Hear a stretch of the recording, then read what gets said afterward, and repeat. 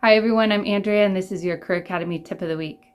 So we are in our home stretch for the cover letters, and today I want to go over some common questions that I hear regarding when and where should I mention certain topics. So I'm going to go over 6 of those and let you know whether they should be put in a cover letter or whether they should be for an interview. And those 6 things are prison time or background issues, short-term jobs with lots of job gaps, lack of skills that match the job description, a large job gap due to raising kids, moving from out of state, and changing career fields. So let's get started. So the first 3 I mentioned are not to be covered in a cover letter: prison time or background issues, short-term jobs and lots of job gaps, and a lack of skills that match the job description. Those 3 just do not put on your cover letter. In regards to prison time and background issues, wait until the interview when you can give a full explanation of what happened and what you've learned.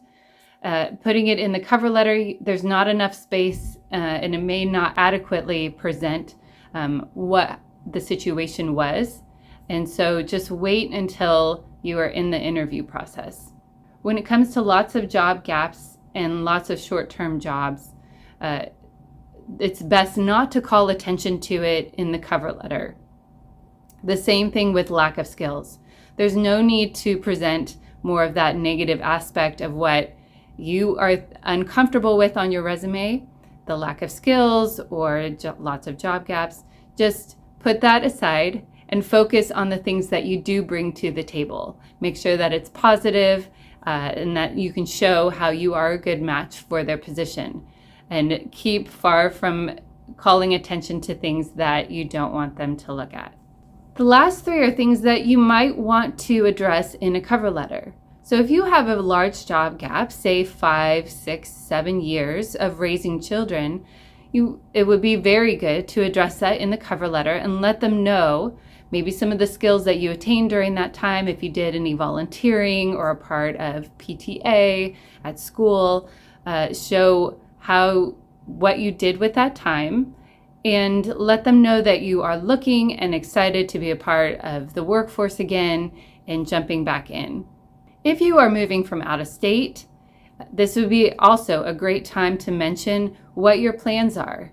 If you already have housing, if you're planning on being there in a certain amount of time, or if you just moved.